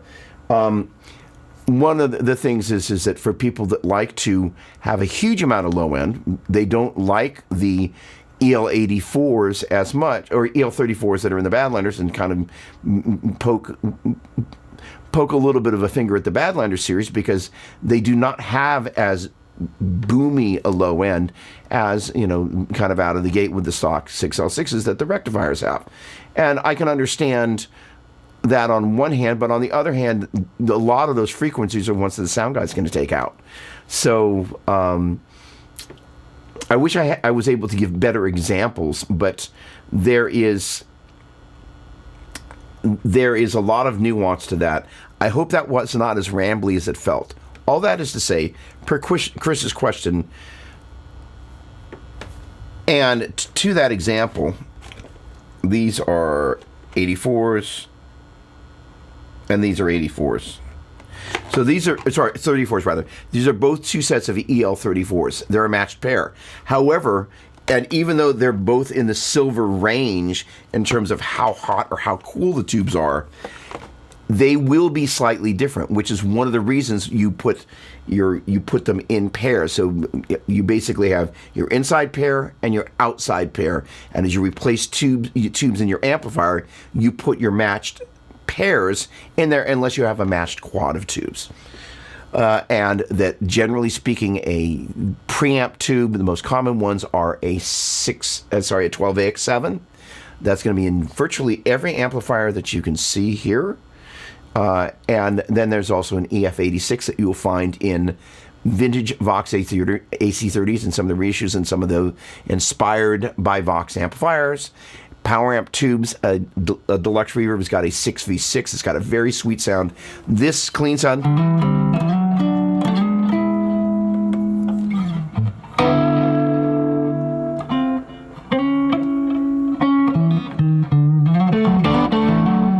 is more of a 6V6 sort of a sound. As you get into the larger Fender amps, they go to 6L6s. Boogie basically started off as overblown, supercharged Fender amplifiers, which is why 6L6s are what you're going to find in the Mark series, and in turn as they did the dual rec, so on and so forth. All right. Hope that's a help. Okay. My tube sniffing skills are a work in progress. That is very funny. Of course, we're referring to the cork sniffers that are out there. Hello, Tom. But I find more tonal differences with the EL34 types versus 6L6s. Very interesting. That is a longer conversation that we should have when we can thoroughly go down the rabbit trail. You know, the interesting thing about all of this is that, you know, there is a whole group of people in Boogie World that like the very specific color of the tube designation. They believe like, oh, if you don't have that particular color, it sings the blues in your Mark Series amplifiers, the amp doesn't sound right. I think it's a matter of taste and feel. So I'll leave it there. Great question. All right, Spencer. That's a great. Can't you just swap out tubes? So boy, there's a video needing to be made on tubes. So, do they need to be processed? So it's a great question. So, the short version is this: there are a number of amps that are on the market that you can swap the tubes, and you don't need to worry about rebiasing your amplifier. However, there's some nuances to that. In my understanding, and I need to do a little bit of research on this, that's not the case with all amplifiers. So, as I recall, if you had an older vintage Marshall and you were to swap out your tubes, you generally have your tube tech rebias the amplifier. And my guess is, and this is a guess, so I'm going to say it like that, and so the amp is running. If you got a tube that is cool, and your amp tech's like, you know, we want to make those tubes run a little bit hotter. I think with the bias, you can choose how hot or how cold the tubes are going to run in the amplifier. That's my recollection. So the deal is let me do a little bit more research. I appreciate that, Tom. Noted. So the deal is, the great thing about the Boogie amplifiers, because you can buy matched pairs, and again, kind of the inside pair and the outside pair, so that's how you would swap them out. You can drop them in there because they're tested and they're rated. You can drop them in there and not do anything. The only exception is on that amplifier there and all the amplifiers in the center here, you can swap between EL34s and 6L6s, but there is a bias switch that's on the back of the amplifier. You just got to remember to put back there. And I would suggest, if you get in the habit of doing that, putting a piece of blue painter's tape like you see me using here, noting which position it's on, and remembering to switch it if you happen to swap your tubes. One of those Badlander 100s has a piece of tape on it that it says 6L6s, because I put 6L6s in one of them. And what's really neat is to have one running 34s and the other running 6L6s, because you kind of get the best of both worlds. One's a little bigger and, dare I say, not as tight, almost a little saggier in the bottom end, but it will be more pronounced in the bottom end. The other will be less pronounced in the bottom end, but it will be tighter. Generally speaking, your sound person will appreciate tighter, because again, you're not kind of, dare I say, flatulating in bass territory. And generally, when I say sound person, I mean live sound tech, but also in the studio. If you've got all this extra low end, it's just in the way of everything. It gets in the way of the bass. If it starts what they call masking, where ideally you got your guitars hanging out over here and your bass over here, or I should say your guitars here and your bass here. When you start having the guitar starting to mask the bass area, then the bass loses clarity. And one of the other things is if I'm making this lose clarity, the relationship between the bass and the kick drum, invariably that's going to reflect the clarity of those and the relationship between those two instruments, because they have a tendency to live in a very similar frequency. So if you're crowding the bass, it's going to impact other things that are happening there. There we go. What's going on, Eric? All right, the tweakers have arrived. All right, I love 6L6s. So here's the thing. I love 6L6s 1, 2, 3, 4, 5, 6, I think 7 of stuff that's visible. So I don't have any issue with 6L6s. I like the tightness of EL34s. I don't necessarily say I have a preference between the two. The challenge is, and I'm kind of being less careful than I would if I were doing a YouTube video.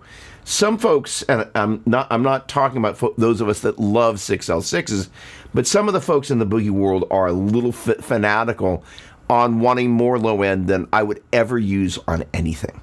But again, I don't play their guitar. I'm not in their band, and that's up to them. Flatulence in the bass range, I'm just saying it. And for most people, flatulence, not a good thing. Just saying. So now the bottom end in 6L6s is great, but if you get it too loose down there, which you can do, and I the funny thing is I had a conversation with a boogie fanatic buddy of mine about this, and I kind of went out and listened to something that somebody put up on SoundCloud, and I was just like, there was all this kind of extra bass information that wasn't tight, that I'm like, it's right in the middle of bass land. I'm like, it made the guitar big in a place that it's not supposed to be big, in my opinion. And anytime you would go to mix it, you'd mix that out. It's a funny thing, because Spencer, you and I are going to have a conversation at some point about some of the new technology. I got your other email. We're not going to have that conversation today, and I have a lesson that starts in 13 minutes. But the point being is that vacuum tubes, it is. I take it that isn't agreed on. Some of the folks like it really bigger than you'll ever want to use it, because Eric, you and I play in a situation where the sound tech, you're like, if you show them with that much low end, they're going to be like, what are you doing? Or they'll just be like, so here's one of two things that will happen if you show up and you're hanging out in bass player territory. They'll just bring your fader down to the point where you're not in bass player territory. But generally speaking, a good sound tech is going to take. Oh, okay. Yeah, no, that's so. And again, I've got the tape on the top. No. You opened a great can of worms, because first of all, everybody's got an opinion, and and this is one of the things. It's like most of the time around these things. First of all, it is. I have a very unique relationship. First of all, there's I don't think it'll ever get published, but I ran across it the other day. There's an interview, and I found some photos of me up at Boogie. I went up with my buddy Bob. We spent an hour and a half with Randall Smith, and we videotaped it. No need to be down in the bass player's range. Now, is some nuance around this, is that if you start thinking about these extended range instruments, you really are in bass playerville. So there is nuance to that. The question is like, kind of how much of the, and generally speaking, if I'm playing on my lowest note on my 8th string, my bass player is generally going to be playing an octave below that. So we're going to say, it's like, hey, we're not going to be in the same octave. The funny thing is I'm playing bass tomorrow, Sunday morning, and we ended up doing this song in C.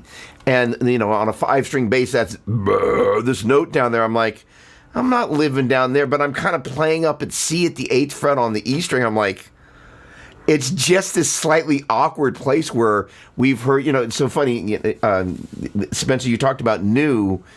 The 5-string bass has become present in so many places, even if it's just the low D. That is to say, those of you who don't play bass or play 5-string, the bottom 4 strings of the guitar, an octave down, are the 4 strings on a bass.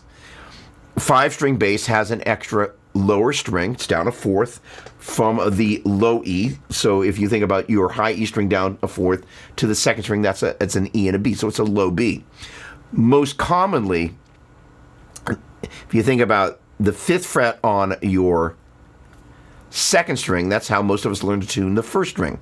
So that means if we're tuning the high string, that's an E there, and down at the 3rd fret on the B string, or down at the 3rd fret on the low B on a bass, well, it just has one B, that's going to be a D note, because it's a whole step below E.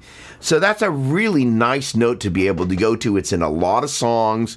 Even if it's not the tonic, it's nice to go down to it. It's got girth, It's again, when we want bottom end, we want it. We just don't want to be in the way of other people. And kind of one of the other things that happens in a Sunday morning type of a setting, an overly excited keyboardist wants to be playing way too much information with the left hand, which is fighting with the actual bass. So the idea is kind of creating enough frequency separation so that everybody lives in their own little zone. And these are all really important conversations. Yep.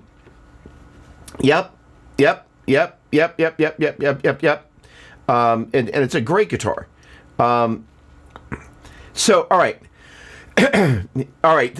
Awesome, Tom. I really appreciate the shot in the arm and the feedback. Much appreciated. Okay. So as we get close to landing the plane here, I want to say this, is that tubes are really important.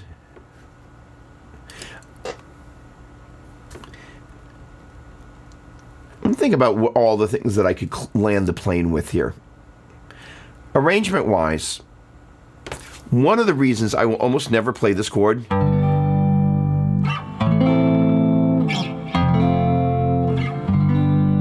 and I'd rather go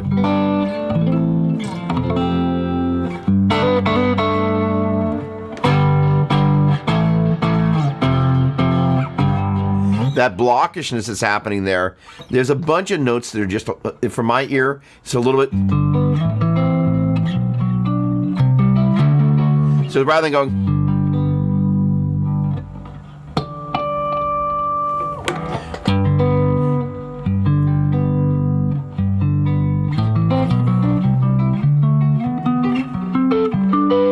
so by just playing root 5th 3rd, it's supposed to root 5th octave 3rd.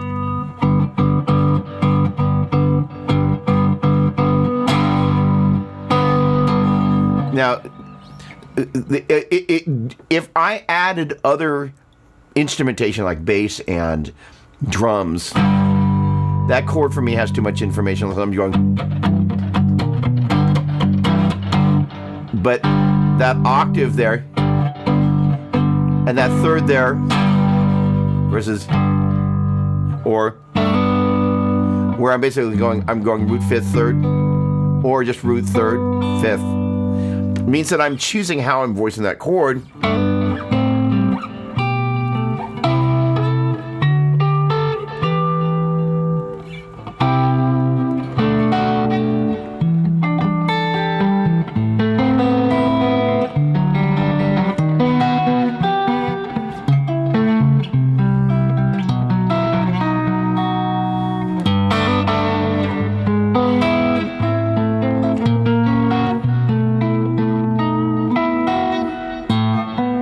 So I went for low E, didn't hit it.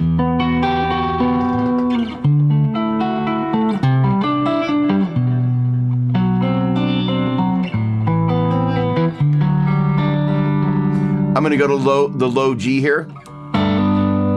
So that's what it was just too much, right?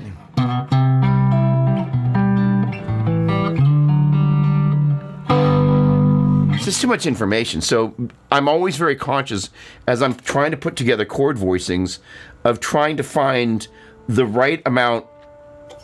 All right, yeah, this is where we're going to land the plane on this. As I'm thinking about the right chord, thinking about how much bottom end do I need on that chord.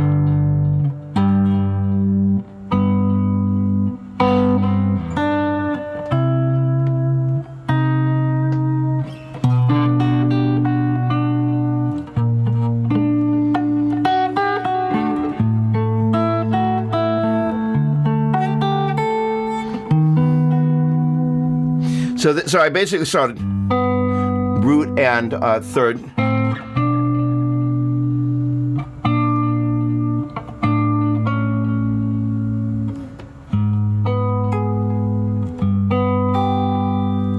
Sorry, I'm a little out of tune. Now I'm root fifth, flat three, root fifth, third,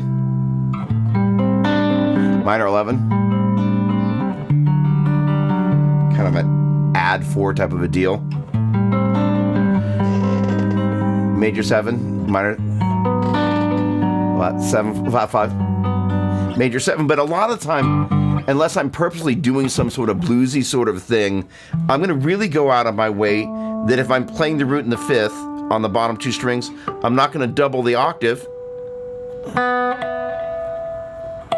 I'm not going to double the octave there. So I'd say this is 1 5 3. This is 1 3 5. I'm not going to be inclined to go 1 5 1 3. It's just so much information. Versus.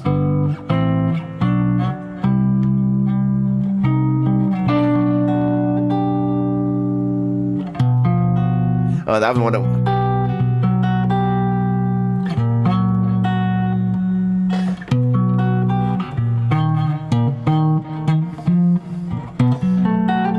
Sorry, I'm hearing Coy that.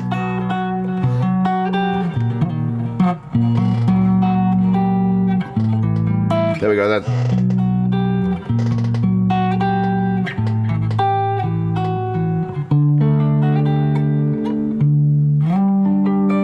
Now there, because I'm not down at the bottom of the neck there, that little sus2, I am going 1 5 1 the 9. So it says I would call it a sus2. You can also call it a sus9. And there's my 5 again. But because I'm not in that range, I find that it's an easier sell there than once I start getting further down like that. It's too blocky for me.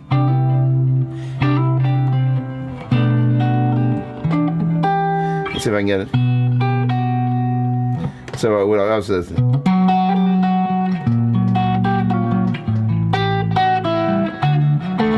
All right, I found a new little. By the way, I'm always hunting for little.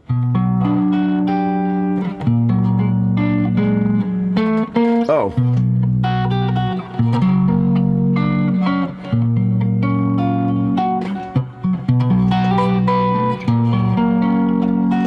So I was trying to find a movement. I've never played that before. Basically, I was going from this B minor 7, adding the flat 6 in the second octave. How the heck am I going to get that?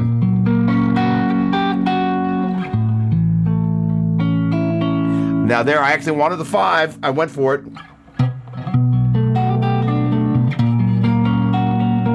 But because...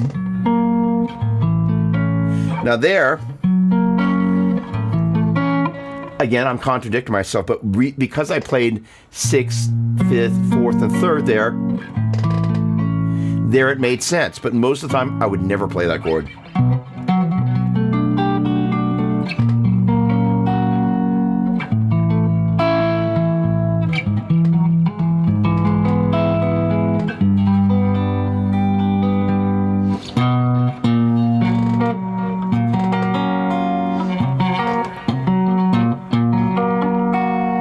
So there I'm having to get that note, and that's basically inverting that arch there.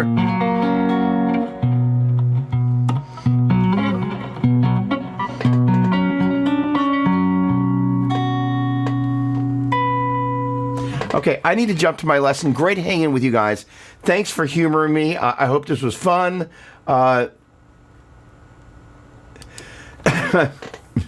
we go. All right.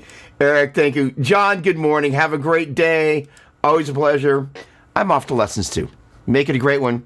And I hope everybody is going to have, look, just a quick note.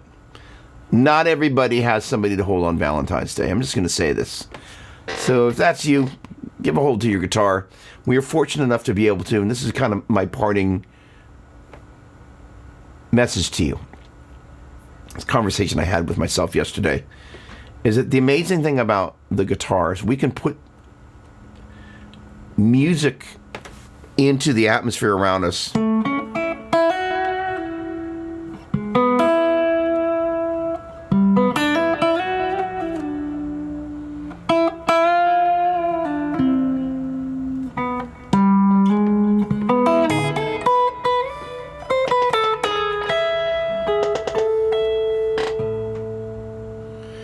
that connects on a level of emotion that words can't describe.